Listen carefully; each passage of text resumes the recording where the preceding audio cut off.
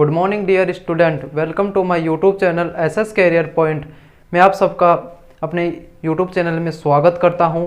तो आज की अपनी जो क्लास होगी वो होगी परमाणु की, यानी कि हम पढ़ेंगे परमाणु संरचना, यानी कि परमाणु की संरचना की जो क्लास है आज अपनी, हम परमाणु की चर्चा करेंगे। इससे पहले अपनी जो क्लास थी वो थी पदार्थों के प्रकारों की। इसमें पदार्थों को हमने दो भागों में डिवाइड किया था, शुद्ध और अशुद्ध।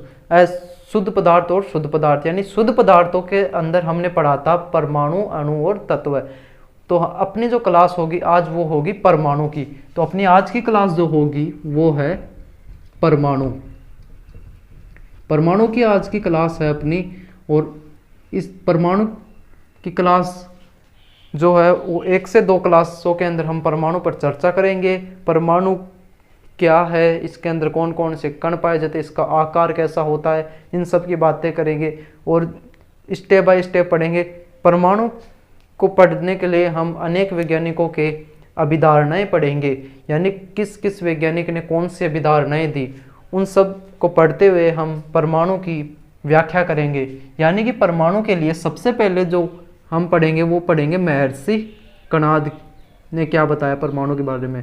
महर्षि कणाद ने क्या बताया, अपनी पिछली क्लासों में बात हो चुकी है। महर्षि कणाद ने क्या बोला था कि जो परमाणु होता है, यानी कि जो परमाणु होता है ये क्या होता है, पदार्थ का छोटे से छोटा कण, छोटे से छोटा कण होता है। ये बात हमें महर्षि कणाद ने बताई थी।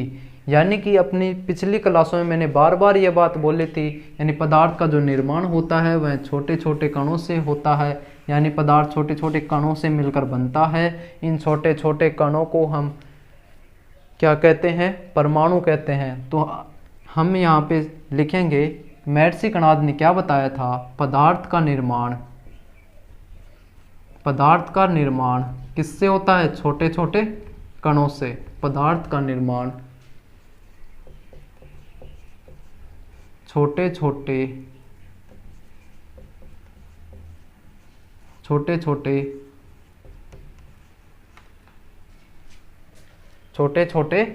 कणों से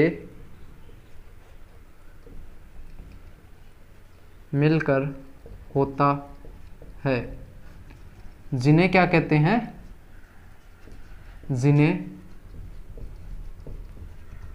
परमाणु कहते हैं। परमाणु कहते हैं। ये बात हमें महर्षि कणाद ने बताई थी कि जो पदार्थ का जो निर्माण होता है वो छोटे छोटे कणों से होता है, और इन छोटे छोटे कणों को हम क्या कहते हैं, परमाणु कहते हैं। अपनी पिछली क्लास में भी इस बारे में बात हुई थी। तो यहाँ पे एक बार फिर से देखना कि हम जो परमाणु की व्याख्या करेंगे वो स्टेप बाय स्टेप किस तरीके से करेंगे, यानी कि डायरेक्ट मैं परमाणु के ऊपर नहीं आऊँगा, यानी कि हम धीरे धीरे पढ़ते हुए परमाणु की व्याख्या करेंगे कि परमाणु क्या होता है, इसका आकार कैसा होता है। यानी इसके बाद जो अपन पढ़ेंगे परमाणु की अवधारणाओं के अंदर हम पढ़ेंगे डाल्टन का परमाणु सिद्धांत। यानी जो डाल्टन ने परमाणु सिद्धांत दिया था वह क्या था, यानी कि हम पढ़ेंगे डाल्टन का परमाणु सिद्धांत। डाल्टन का परमाणु सिद्धांत, इसको पढ़ने से पहले आप एक बार महर्षि कणाद ने क्या बताया उसको आप इसको उतार लीजिए। परमाणु का निर्माण छोटे छोटे कणों से मिलकर होता है, जिन्हें हम परमाणु कहते हैं। ये आप बना लीजिए, इस नोट्स जो होते हैं वो साथ में बनाते चलो। यानी महर्षि कणाद ने क्या बताया था, पदार्थ जो है वो छोटे छोटे कणों से मिलकर बनता है, जिन्हें हम परमाणु कहते हैं। डाल्टन का परमाणु सिद्धांत पढ़ेंगे इसके बाद, यानी हम अनेक वैज्ञानिकों के परमाणु सिद्धांत पढ़ेंगे और उन स्टेप बाय स्टेप पढ़ते हुए परमाणु की व्याख्या करेंगे। डाल्टन का परमाणु सिद्धांत, परमाणु सिद्धांत।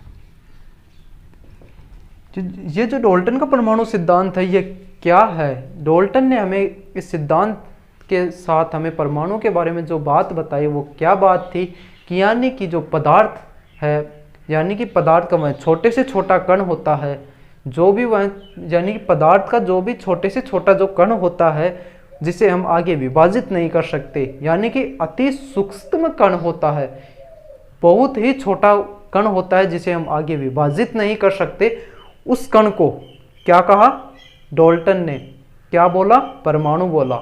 यानी कि महर्षि कणाद ने तो क्या बोला था, छोटे छोटे कणों से मिलकर पदार्थ का निर्माण होता है, छोटे छोटे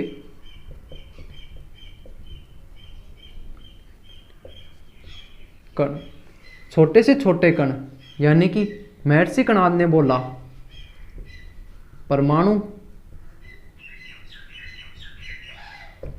इन छोटे छोटे कणों को परमाणु बोला।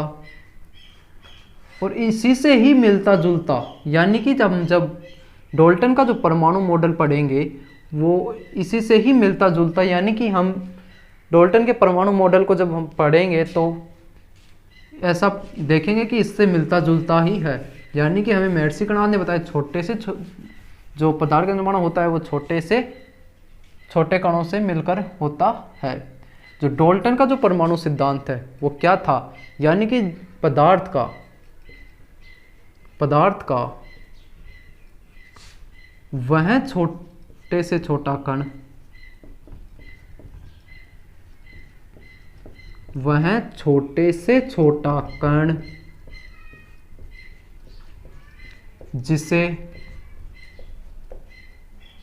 जिसे आगे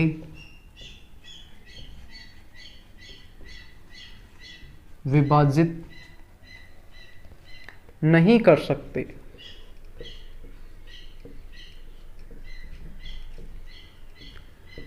यानी कि डाल्टन के परमाणु सिद्धांत से हमें क्या पता चला कि जो पदार्थ का छोटे से छोटा जो कण होता है, यानी कि वह कण जिसे हम आगे विभाजित नहीं कर सकते, परमाणु कहलाता है, परमाणु कहलाता है। इसको आप एक बार ऐसे कि ऐसे इसको उतार लेना। अब डाल्टन के जो परमाणु का जो सिद्धांत है उससे हमें क्या पता चलता है, यानी कि इस डाल्टन के परमाणु सिद्धांत से इन दो लाइनों से एक बात सामने आई अपने पास, जो परमाणु होता है, परमाणु अविभाज्य कण है। यानी कि ऐसा कण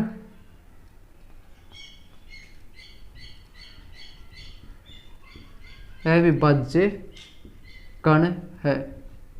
यानी कि अपनी जो ऊपर वाली दो लाइनें हैं उसमें क्या है, पदार्थ का छोटे से छोटा कण जो आगे विभाजित नहीं कर सकते उससे परमाणु कहते हैं।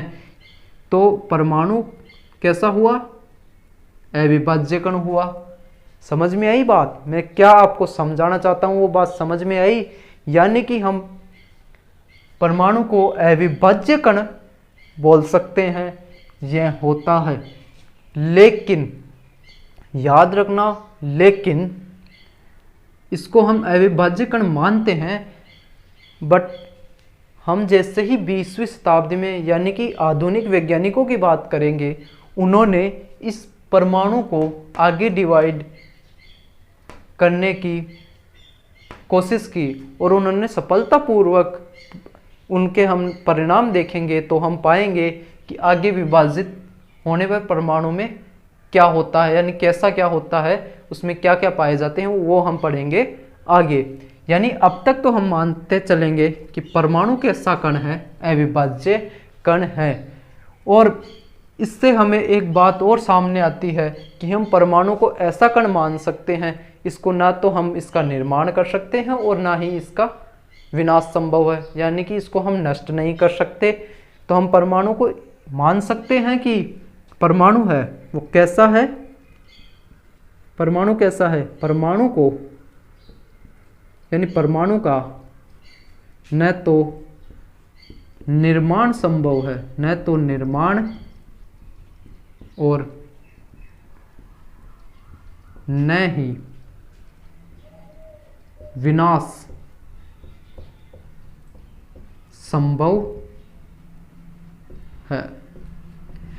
यानी कि हम कह सकते हैं यह बात डाल्टन के परमाणु सिद्धांत से कि परमाणु है वह अविभाज्य कण है और परमाणु का न तो विनाश और न ही निर्माण संभव है, यह हम मान सकते हैं। इसके बाद हम देखेंगे महर्षि कणाद व डाल्टन के परमाणु सिद्धांत से हम व्याख्या करेंगे परमाणु की परिभाषा की, यानी कि हम परमाणु की परिभाषा को हम किस प्रकार डिफाइन करेंगे या फिर परमाणु की किस प्रकार परिभाषा बनाएंगे, इसको आप एक बार ऐसे की ऐसे उतार लीजिए। परमाणु का डाल्टन सिद्धांत या फिर डाल्टन का परमाणु सिद्धांत, पदार्थ का वह छोटे से छोटा कण जिसे आगे विभाजित नहीं किया जा सकता परमाणु कहलाता है। परमाणु अविभाज्य कण है, यह हम डाल्टन के परमाणु सिद्धांत से हमें इस बात का पता चला। परमाणु को हम ना तो निर्माण कर सकते हैं और ना ही विनाश संभव है। एक चीज जो है परमाणु है, यह पदार्थ का छोटे से छोटा कण है, यानी कि इसको हम एक पदार्थ का हिस्सा मान सकते हैं ना वो लोग, परमाणु का हम इसको हिस्सा मान सकते हैं क्योंकि ये पदार्थ का ही क्या होता है, हिस्सा होता है, यानी पार्ट होता है। तो इसके अंदर पदार्थ के सभी गुण आएंगे या नहीं आएंगे, इसके अंदर पदार्थ के सभी गुण उपस्थित होंगे, सभी गुण उपस्थित होंगे। क्यों होंगे इसके अंदर, यानी परमाणु होता है जब पदार्थ का हिस्सा होता है, यानी कि ऐसा हिस्सा होता है, ऐसा छोटे से छोटा कण होता है जिसे हम आगे विभाजित नहीं कर सकते। तो हम आगे देखेंगे परमाणु की परिभाषा क्या होती है। तो हम देखेंगे परमाणु, अपनी क्लास आज की है परमाणु की, और परमाणु की क्लास के अंदर हम परमाणु की देखेंगे परिभाषा। इससे पहले मैं आपको बता दूं कि अपनी ये जो क्लासें होती हैं ये थ्योरी की क्लासें होती हैं।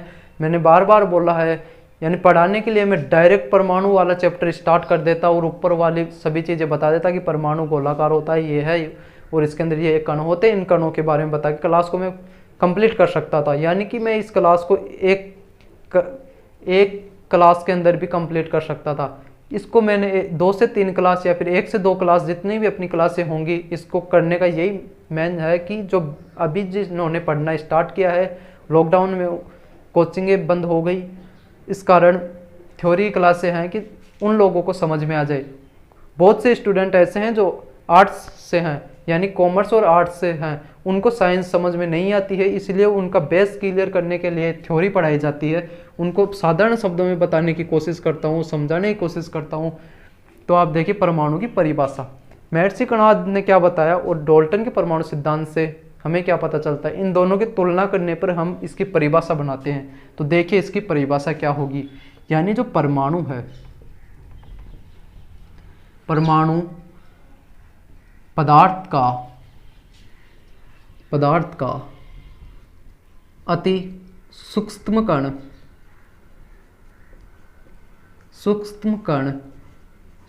कण का मतलब समझ गए, यानी छोटे से छोटा कण, सूक्ष्म कण है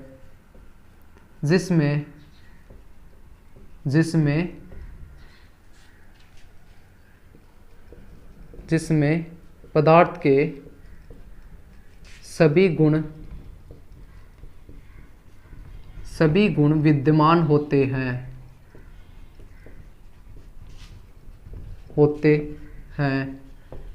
तथा यह रासायनिक अभिक्रियाओं में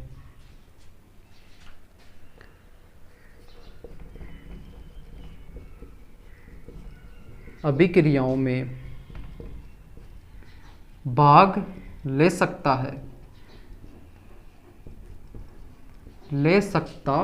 है। परंतु अब जो मैं लाइन लिखने वाला हूं वह बहुत इंपॉर्टेंट है, इसको देखना, यानी मेरे साथ में परिभाषा लिखते चलना, नोट्स साथ में बनाते चलना। यानी ये सोचो कि आपको नोट्स कहीं और से मिल जाएंगे, वो कहीं से प्राप्त नहीं होंगे, साथ में नोट्स लिखवाता हूँ, आप लिखते चलना। तो परमाणु की जो परिभाषा हमने महर्षि कणाद और डाल्टन के परमाणु सिद्धांत से बनाई, परमाणु पदार्थ का अति सूक्ष्म कण है जिसमें पदार्थ के सभी गुण विद्यमान होते हैं। परमाणु रासायनिक अभिक्रियाओं में भाग ले सकता है, परंतु ये लाइन जो लिखवाने जा रहा हूँ ये लाइन इंपॉर्टेंट है। परंतु यह से मतलब है परमाणु, परंतु यह प्रकृति में प्रकृति में स्वतंत्र अवस्था में नहीं पाया जाता, नहीं पाया जाता है। यह अपनी परमाणु की परिभाषा हो गई। यह प्रकृति में स्वतंत्र अवस्था में नहीं पाया जाता। तो ये पाया किस तरीके से जाता है? यह पाया जाता है जो ये परमाणु है अपने ही या तो समान परमाणु से संयोजन करके या फिर जुड़कर प्रकृति में उपस्थित रहता है, या फिर अपने समान परमाणु से या फिर अपने किसी या फिर दूसरे अन्य परमाणु से जुड़कर यह प्रकृति में उपस्थित रहता है। यानी कि यह सिंगल प्रकृति में स्टेबल नहीं रहता है। प्रकृति में इसको उपस्थित या रहने के लिए इसको अपने जैसे या फिर अन्य किसी परमाणु की आवश्यकता होती है। इसको आप उतार लेना ऐसे कि ऐसे।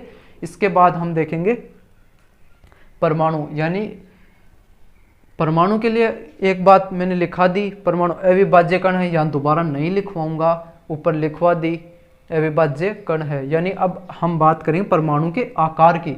आकार कैसा होता है परमाणु का, ये इसकी परिभाषा हो गई। परमाणु का डाल्टन या डाल्टन का परमाणु सिद्धांत देख लिया। महर्षि कणाद ने परमाणु के बारे में क्या बताया, या फिर महर्षि कणाद ने हमें क्या बताया परमाणु के बारे में। इन दोनों से हमने परमाणु की डेफिनेशन या परिभाषा निकाली और परिभाषा बताई। आई होप या फिर आशा करता हूँ कि आप लोगों को समझ में आ रहा होगा। आसान शब्दों में मैं बोलने की कोशिश करता हूँ। इन शब्दों को मैं डिफ़िकल्ट लेवल पे नहीं बोलता या फिर एकदम सरल भाषा में बोलता हूँ ताकि आपको अच्छे से समझ में आ जाए। हम परमाणु के आकार की बात करेंगे। आकार की बात करेंगे। आकार कैसा होता है? गोलाकार होता है। साथ में लिखते चलना, परमाणु का आकार होता है गोलाकार, यानी गोले के समान परमाणु का आकार होता है। ये हो गया परमाणु, इसका आकार हो गया गोलाकार। उसके बाद हम परमाणु की जो त्रिज्या होती है, त्रिज्या का मापन किसमें करते हैं? त्रिज्या का मापन करते हैं हम नैनोमीटर में। स्मॉल एन और एम इसका होता है ये सिंबल। यानी कि ये तो हो गई परमाणु की जीव्या, और इसको हम आधा कर दें तो ये हो गई परमाणु की त्रिज्या। इसकी गणना करते हैं हम नैनोमीटर में। ये नैनोमीटर क्या है? यानी कि 1 नैनोमीटर में, हम मीटर की बात करें तो कितने मीटर होते हैं 1 नैनोमीटर में? ये इम्पोर्टेंट है, ये याद रखना। ये पैरामीटर जो होता है त्रिज्या का होता है, और यहाँ से क्वेश्चन पुटअप होने की संभावनाएं भी रहती हैं। परमाणु का जो टॉपिक होता है वो बहुत इम्पोर्टेंट है अपने एग्ज़ाम के लिए। चाहे रेलवे ले लो, बैंक की ले लो, कोई भी एग्ज़ाम ले लो, वहाँ पे साइंस से क्वेश्चन आता है। और साइंस के अंदर जो अपना परमाणु वाला जो चैप्टर है वहाँ से क्वेश्चन आते हैं अधिकांशतः। आपने अगर एग्ज़ाम 1 या 2 एग्ज़ाम दी होंगी तो आपको पता भी होगा। इसे ध्यान से समझना, हर एक शब्द को समझाने की कोशिश करता हूँ। यानी कि 1 नैनोमीटर में होते हैं 10⁻⁻9 मीटर। अगर हम बात करें 1 मीटर में कितने नैनोमीटर होते हैं, तो वो होते हैं 10⁻9 नैनोमीटर। ये समझ में आ गया कैसे हुआ? तो यहाँ देखो, 1 नैनोमीटर बराबर 10⁻⁻9 मीटर। इस 10⁻⁻9 मीटर को मैं इस प्रकार से लिख सकता हूँ ना, 10⁻9 मीटर लिख सकता हूँ इसको इस प्रकार से। समझ में आया कैसे लिखा? इसको हम इस प्रकार से लिख सकते हैं, और आगे हम इस 10 को इधर ले आते हैं। यानी कि यह तो होगी 10⁻9 नैनोमीटर। यहाँ क्या बच गया? 1 मीटर। इसको हमने 10 को कहाँ लिया है? इस तरफ लिया है। इस 1 नैनोमीटर से हमने 10⁻9 को गुणा कर दिया, और अपने पास जो वैल्यू आई वो 1 मीटर बराबर हो गई 10⁻9 नैनोमीटर। इस तरीके से हमने यह मान निकाला। तो परमाणु का जो आकार होता है वो होता है गोलाकार, परमाणु की त्रिज्या होती है उसका मापन करते हैं नैनोमीटर में। 1 नैनोमीटर के अंदर हम मानते हैं कितने होते हैं, 10⁻⁻9 मीटर, और 1 मीटर के अंदर हम नैनोमीटर की बात करें तो वो होते हैं 10⁻9 नैनोमीटर। इसके बाद हम देखेंगे अगले वैज्ञानिक का परमाणु सिद्धांत। यानी इसके बाद अब यानी एक तो देख लिया हमने डाल्टन का परमाणु सिद्धांत, अब देखेंगे हम जे थॉमसन का। यानी जे थॉमसन ने हमें परमाणु के बारे में क्या जानकारी दी। यानी हम पढ़ेंगे थॉमसन का परमाणु मॉडल या सिद्धांत।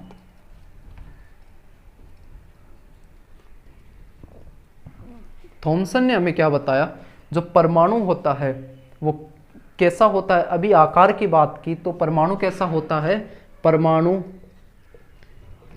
कैसा होता है, गोलाकार होता है। और थॉमसन ने हमें बताया कि जो परमाणु का जो गोलाकार भाग होता है वह धनावेशित होता है, और इसके अंदर ऋणावेशित इस प्रकार फैले हुए होते हैं, या फिर ऋणावेशित इस प्रकार उपस्थित होते हैं जो परमाणु को कैसा बना देते हैं, उदासीन बना देते हैं। यानी गोला तो होता है धनावेशित, यानी परमाणु का गोलाकार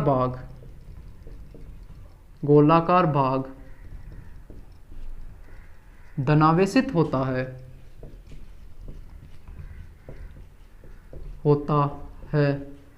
तथा इसमें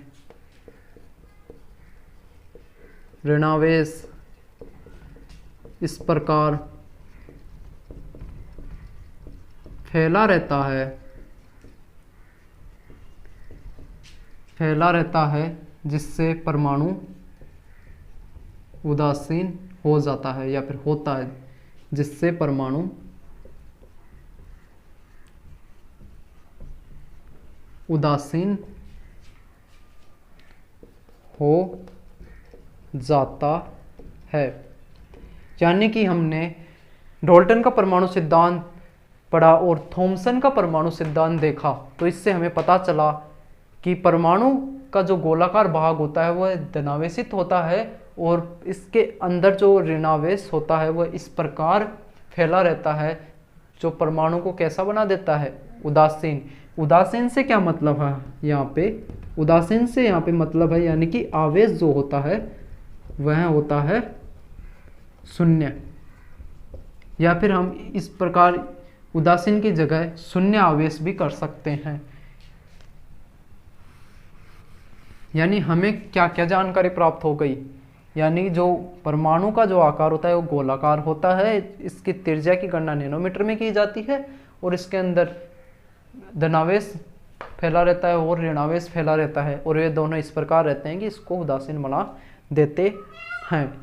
यानी आज की जो अपनी क्लास हुई वह हुई परमाणु के संरचना के बारे में, और आगे पढ़ेंगे हम इससे अगली वाली क्लास में। हम आगे से यहाँ से जस्ट आगे से स्टार्ट करेंगे, वहाँ हम पढ़ेंगे कि परमाणु के अंदर कण कौन कौन से हैं, इसको हम डिवाइडेशन करेंगे। यानी अभी तक तो हम मान कर चलते हैं परमाणु कैसा है, अविभाज्य कण है, अविभाज्य कण मानते हैं। इसके बाद जब हम आधुनिक वैज्ञानिकों की बात करेंगे, यानी 20वीं शताब्दी की बात करेंगे, 20वीं शताब्दी के अंदर जो आधुनिक वैज्ञानिक हुए उन्होंने इस परमाणु को, यानी पदार्थ का छोटे से छोटा कण है, इस कण को आगे विभाजित किया। विभाजित करने पर परिणाम स्वरूप उनके सामने उनको मूल कण दिखाई दिए। वह मूल कण कौन कौन से थे, इसके लिए आपको कल की क्लास देखनी होगी। उसके अंदर हम बात करेंगे, इसका डिवाइडेशन करेंगे इस परमाणु का भी। फिर हम पढ़ेंगे परमाणु में क्या होता है, यहाँ पे धनावेश कैसा होता है, ऋणावेशित कहाँ रहता है, धनावेशित भाग कहाँ होता है। यानी अगली क्लास होगी वह परमाणु की संरचना की आगे से होगी। जहाँ हम परमाणु का डिवाइड करेंगे यानी विभाजन करेंगे परमाणु का। आज की क्लास कैसी लगी आप लाइक करना, शेयर करना और कमेंट करके बताना क्लास कैसी लगी। अगर आप नए हो इस यूट्यूब चैनल पे, अपना चैनल है एसएस कैरियर पॉइंट, अगर नए हो तो आप इसको सब्सक्राइब कर लेना और बेल आइकन को दबा देना ताकि अपनी जो वीडियो अपलोड होंगी वो आपको प्राप्त हो जाएं। यानी आप जुड़ जाइए हमसे। और यहाँ पे थ्योरी क्लास होगी, अच्छे से समझाया जाएगा आपको, आपके साइंस का जो बेस है वो क्लियर किया जाएगा। अपनी यही इस क्लास को हम यहीं कंप्लीट करते हैं और मिलते हैं अगली क्लास में। Thank you.